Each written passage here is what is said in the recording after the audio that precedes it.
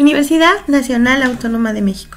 Facultad de Estudios Superiores Iztacala. Sistema de Universidad Abierta y Educación a Distancia SUAYED. Licenciatura en Psicología. Trabajo presentado para el módulo 800, Metodología 2, la investigación con grupos en el campo de la psicología de la salud. Video, muestreo y tipos de muestreo. Por las alumnas Galicia Gómez Severin Alejandra, Martel Ocio Marta, Mendieta Zamora Sandy, Reyes González Claudia, del grupo 9841, a cargo de la tutora licenciada Angélica González Chaparro. En este trabajo hablaremos del muestreo y tipos de muestreo. Empezaremos por el muestreo aleatorio. Es un procedimiento adecuado para elegir el subconjunto de personas de una población. Permite garantizar que todas las muestras posibles de tamaño fijo n tengan la misma probabilidad de ser seleccionadas en la muestra. El muestreo no aleatorio es la elección de los elementos y no depende de la probabilidad, sino de las causas relacionadas con las características de la investigación. Posibilita que algún factor o factores desconocidos influyan en la selección de muestras tendenciosas y que por consiguiente no sean representativas de las características de la población, que sea importante para la investigación. Las técnicas de muestreo aleatorio son muestreo aleatorio simple. Se utiliza cuando se conocen todos los elementos que conforman la población. Cada elemento de la población tiene la misma posibilidad de ser elegido para formar parte de la muestra. Se elabora una lista enumerativa de los elementos y se obtiene una serie de elementos que constituyen la muestra.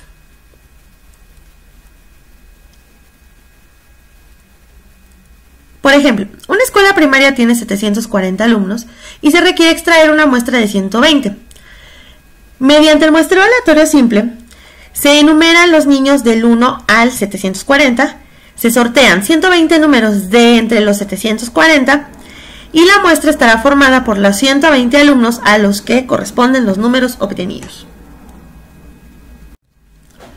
El muestreo estratificado se divide a la población en grupos homogéneos denominados estratos. Los elementos de cada estrato se seleccionan aleatoriamente.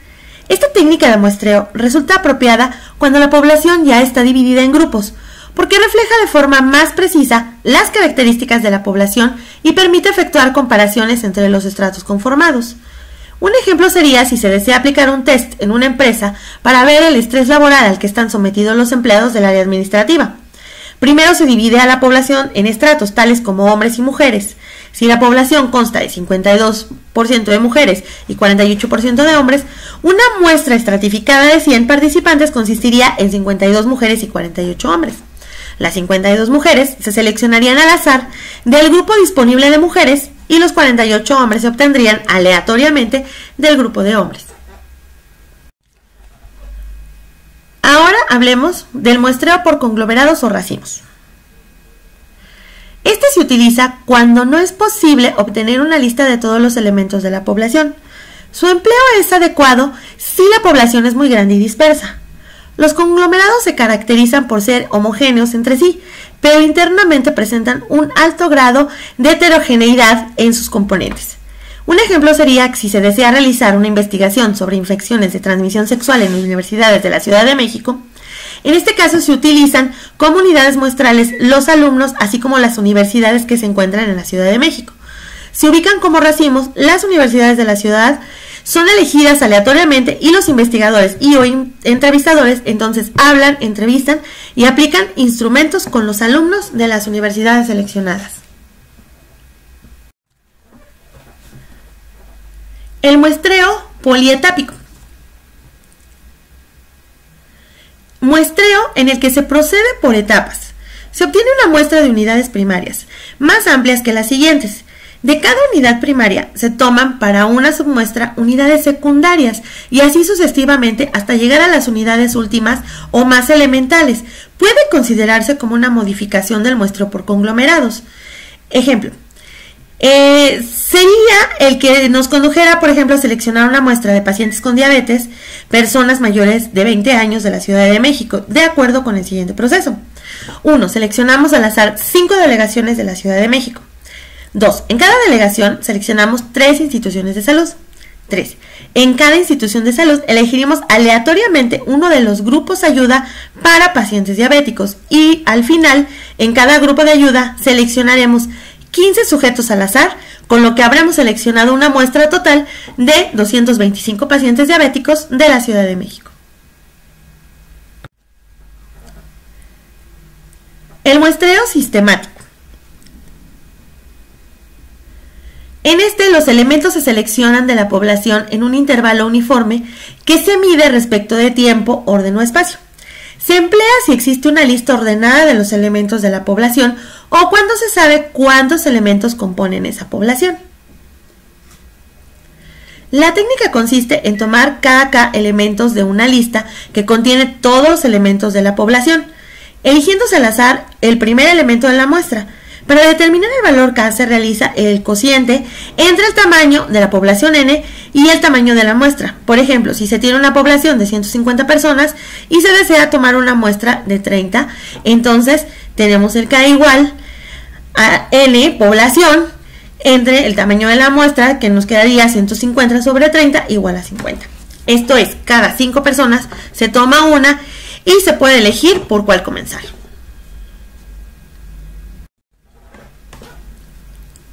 Ahora veamos los métodos de muestreo no probabilísticos. A veces para estudios exploratorios el muestreo probabilístico resulta excesivamente costoso y se acude a métodos no probabilísticos. Entre los métodos de muestreo no probabilísticos más utilizados en investigación podemos encontrar el muestreo por cuotas, también denominado en ocasiones accidental. Se asienta generalmente sobre la base de un buen conocimiento de los estratos de la población y o de los individuos más representativos o adecuados para los fines de la investigación. Mantiene semejanzas con el muestreo aleatorio estratificado, pero no tiene el carácter de aleatoriedad que aquel. En este tipo de muestreo se fijan unas cuotas que consisten en un número de individuos que reúnen unas determinadas condiciones. Por otro lado, el muestreo intencional o de conveniencia es un tipo de muestreo que se caracteriza por un esfuerzo deliberado de obtener muestras representativas, mediante la inclusión en la muestra de grupos supuestamente típicos. Es muy frecuente su utilización en sondeos preelectorales de zonas que en anteriores votaciones han marcado tendencias de voto. Vayamos al muestreo casual o incidental. La muestra está conformada por sujetos fácilmente accesibles y presentes en un lugar determinado y en un momento preciso. Las personas que se incluyen en el estudio a medida que se presentan y hasta que la muestra alcance el tamaño de la muestra deseada. La bola de nieve es donde se localiza a algunos individuos, los cuales conducen a otros y estos a otros, y así conseguir una muestra suficiente. Este tipo se emplea muy frecuentemente cuando se hacen estudios con poblaciones marginales, delincuentes, sectas o determinados tipos de enfermos, etc. La lógica e importancia del muestreo. En gran parte de las investigaciones en psicología no es posible estudiar a todas las personas que conforman la población de interés, por lo cual es necesario seleccionar adecuadamente una parte de la misma, ya que en un muestreo mal hecho afecta la calidad, confiabilidad y validez de los datos y de las inferencias realizadas.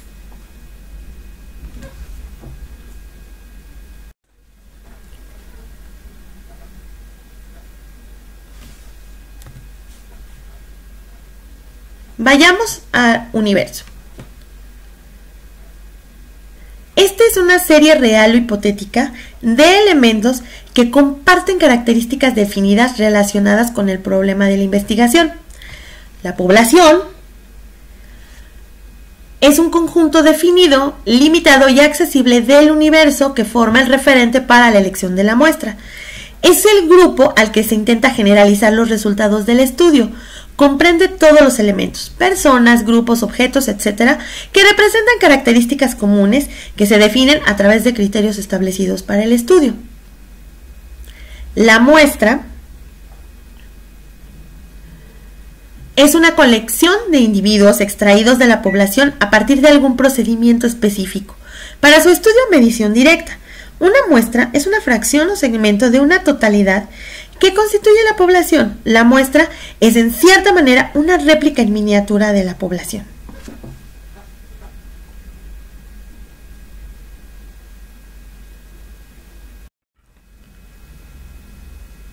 Veamos la muestra representativa. Tiene que contener las características relevantes de la población en las mismas proporciones en que están incluidas en tal población. Para evaluar la representatividad de la muestra, se compara la media muestral con la media poblacional. Si este parámetro se desconoce, se puede estimar tratando de encontrar las medias obtenidas en trabajos anteriores, que han realizado las mismas variables.